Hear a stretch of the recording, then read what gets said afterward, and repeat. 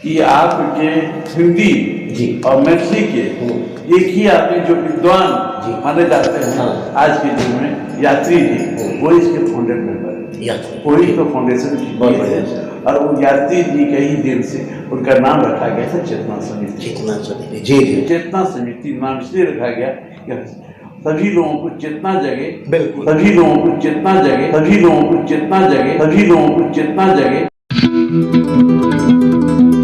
HBHW news Bharat digital media में एक नई सोच, एक नए युग की क्रांतिकारी शुरुआत। हर हिंदुस्तानी का अपना चैनल, आपका अपना चैनल, हमारा प्रयास कि हर भारतवासी के दिल में भारत भावना की सकारात्मक ऊर्जा का हो निवास। हम समझते हैं आपके दिल के हर जज्बात को, हर दर्द को, स्वयं और अपने परिवार को सशक्त बनाने और हमसे जुड़ने के लिए इस चैनल को करें लाइक, शेयर एंड सब्सक्राइब।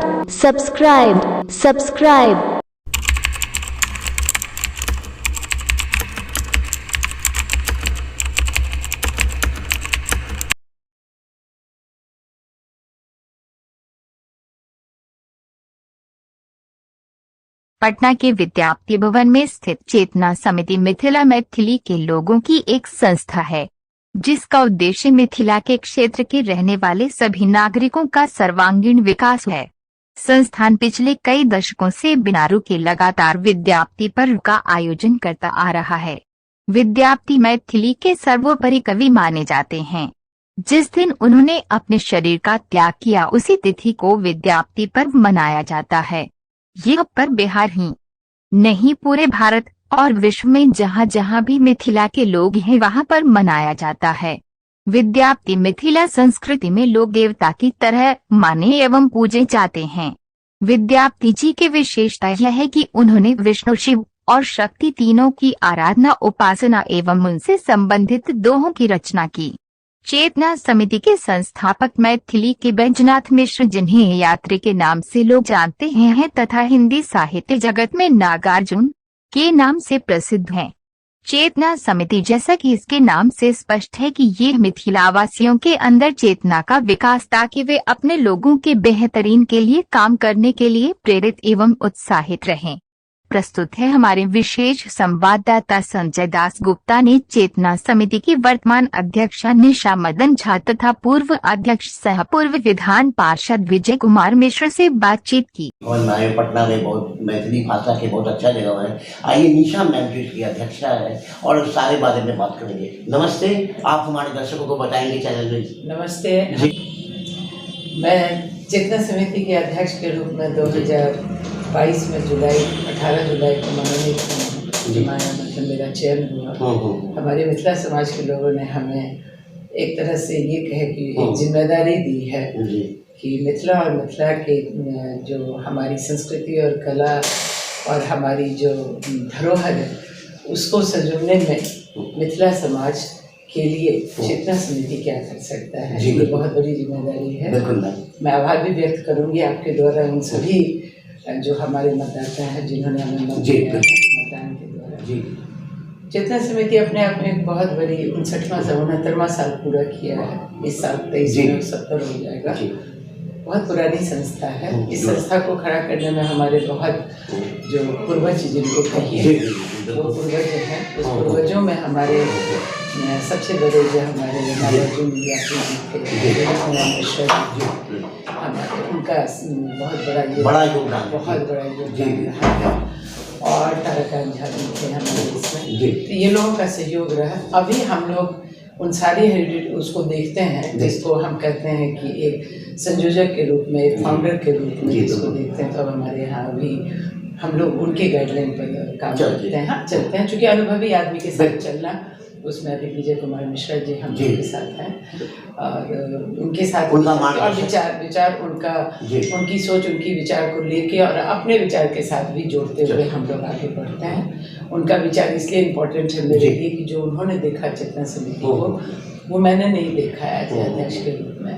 तो मुझे उनका मार्गदर्शन जो मिलता है तो मुझे काफ़ी अच्छा लगता है, मदद होती है उसमें। दूसरा, हमारा समाज बहुत विद्वान और विदुषों का बहुत बड़ा गढ़ है, गढ़ है। जिसको हम ये कर सकते हैं कि विद्वान और विदुषी और कलाकार की तीन चीज़ की कवि और कवित्री, इन लोगों को अगर आप देखेंगे तो हमारे पास बहुत बड़ी धरोहर है, जिसका लेखनी में देखिए तो चेतना समिति पूरे हिंदुस्तान में एक ऐसी जगह है जो बहुत बड़ी लाइब्रेरी और बहुत रिच लाइब्रेरी है, बहुत रिच लाइब्रेरी है, जिसको संजोने में हम समझते हैं कि हमारे जो पहले के पूर्व हमारे सारे लोग हैं उन लोगों का बहुत बड़ा संयोग है। आप किसी भी तरह के लेखक लेखिका का या पुराने जो 69 साल पहले का है वो भी हमारे पास मौजूद है। तो हमें लगता है कि ज्ञान का भंडार है चेतना समिति। चेतना समिति जब से ये अपने स्ट्रक्चर में खड़ा हुआ है, अपनी व्यवस्था में खड़ा हुआ है, तब से चेतना समिति को खड़ा होने में, चूँकि ये सभी के योगदान से खड़ा हुआ है, तो उस योगदान से आगे बढ़ाने में हमें मदद होती है। अभी भी हम इसको विज्ञापन के थ्रू और अपने किसी के थ्रू हम लोग अर्न भी लेते हैं। गवर्नमेंट मानदेय हमारा एक बार सरकारी हमें माननीय मुख्यमंत्री ने हमें हमारे चेतना समिति को विजय कुमार मिश्रा जी की सहभागिता से और सहयोग से मिला, जिसके चलते जिस बिल्डिंग में आज हम बैठे हुए हैं वो उनका बहुत बड़ा योगदान, बहुत बड़ा माननीय मुख्यमंत्री का बहुत बड़ा योगदान है। और विजय बाबू का ये प्रयास था कि फंड आए जिससे कि स्ट्रक्चर अपना हो तो हम उसमें बैठें, तो बहुत बड़ी चीज़ हम लोगों को मिली हुई है। जहाँ तक चेतना समिति का आगे जाने का सवाल है, एज अध्यक्ष जब से मैं बनी हूँ तो इसको आगे ले जाने का मेरे पास सबसे बड़ी सोच है कि जो भी हमारे विद्वान हैं या विदुषी हैं, लेखक हैं, लेखिका हैं, कवित्री हैं, उन सबसे मेरा आग्रह होगा कि वो अपनी लेखनी और कवित्री जो है कविता से हमें अवगत तो कराते ही रहें, चाहे वो हार्ड कॉपी हो या सॉफ्ट कॉपी हो, लेकिन हम चाहेंगे कि विचार भी वो हमें आदान प्रदान हमारा उनका हो, जिससे कि हम इसको आगे ले जाने में जो हमारा धरोहर है और जो हमारे पूर्वजों ने हमें दिया है उसको संजो के हम इसको और आगे ले जाके इसको हम विश्व स्तर पर हम ले जाना चाहेंगे, क्योंकि हमारी इच्छा है, क्योंकि हम पूरे वर्ल्ड में हम छाए हुए हैं, पूरे विश्व में हम हैं, तो हमारी एकता हो, हमारी सोच एक हो, हमारा विचार एक हो, और हम जब अपने पूर्वज कहाएंगे हम, तो हम अपने आने वाले जनरेशन को कुछ दे के,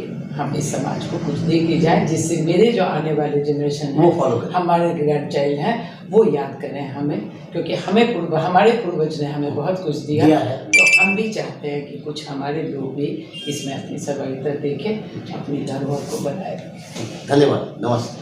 विजय मिश्रा जी से आए हैं, स्वर्गीय ललित नारायण मिश्रा जी के सुपुत्र हैं, बहुत कर्मठ उम्मीदवार है बिहार के, बहुत जाने माने ये है। आइए, नमस्ते। नया समिति में आया है, उसके बारे में हमारे दर्शकों को बताएंगे। आपको बहुत बहुत धन्यवाद जी।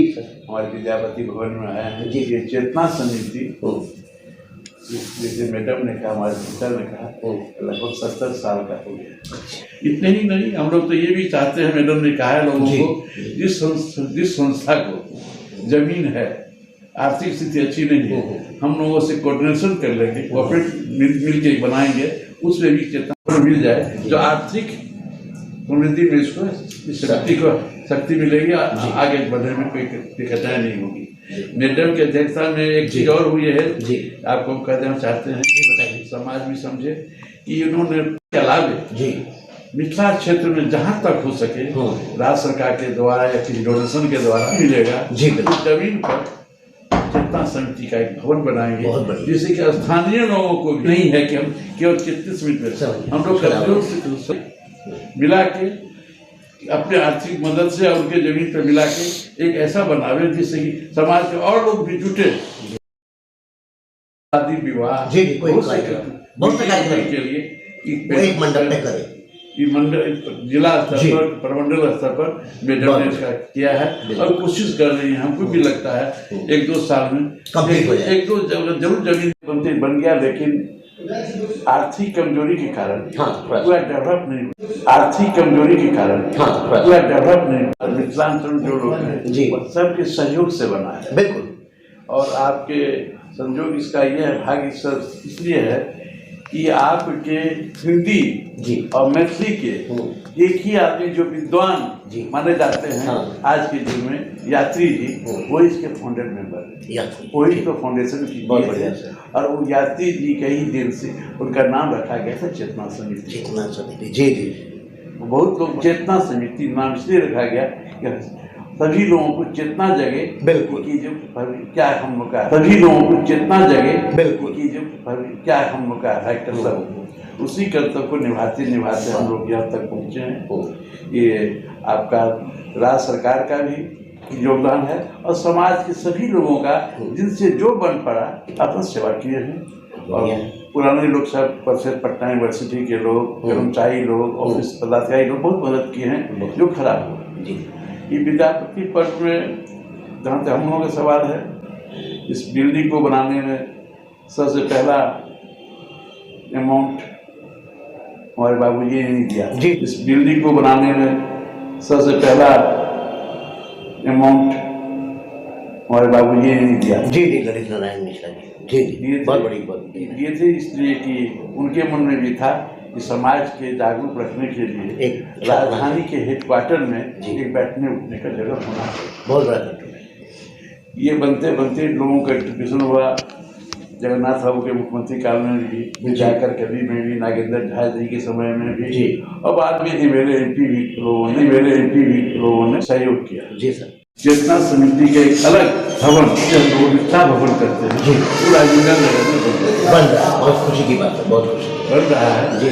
इसमें आर्थिक कमी है लेकिन लोग कोशिश कर रहे हैं। राष्ट्र के किसी प्रदेश अथवा इलाके की धरोहर पूरे राष्ट्र की धरोहर है।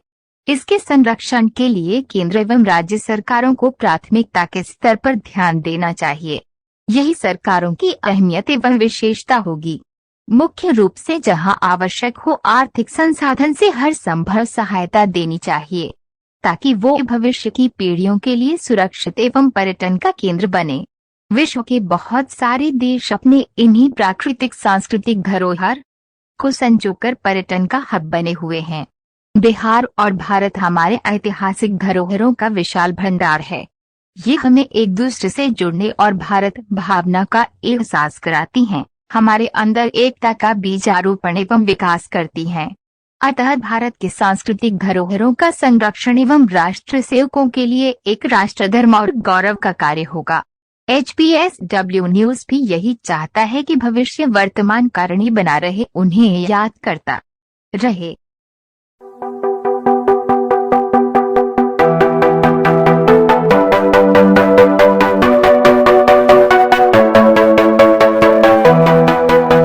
ये सोचकर निराश, नकारात्मक और कुंठित मत हो जाओ कि इस देश ने हमारे और तुम्हारे लिए क्या किया, बल्कि जिस भारत के कतरे कतरे को लाखों करोड़ों शहीदों के लहू और तपस्वियों के त्याग बलिदान से सिंचित किया, इस महान राष्ट्र के लिए हमने और आपने क्या किया।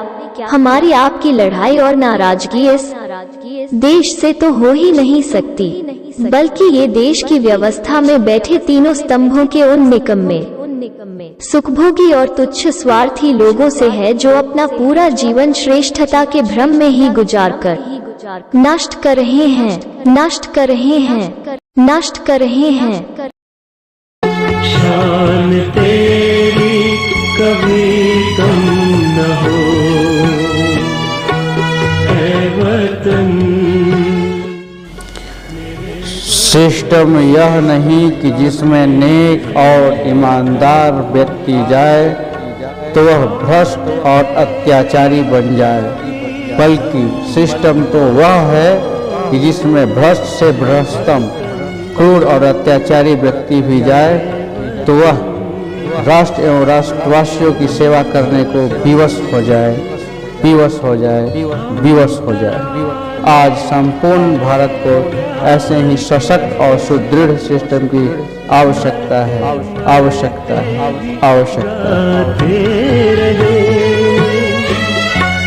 तेरे दीपक की लौ कम न हो,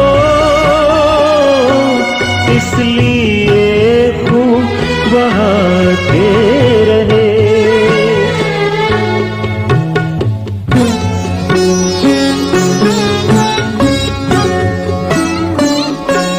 तेरी धरती को चूमे गगन ऐ वतन, मेरे वतन, मेरे वतन। तेरे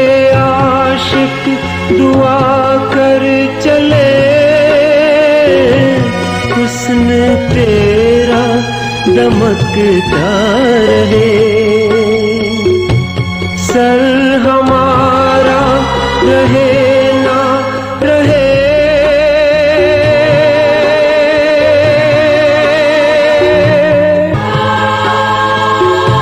सर हमारा रहे ना रहे,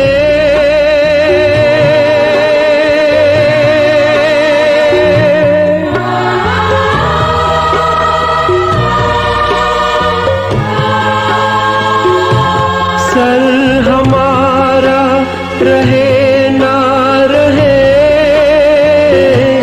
तेरा माथा चमकता रहे।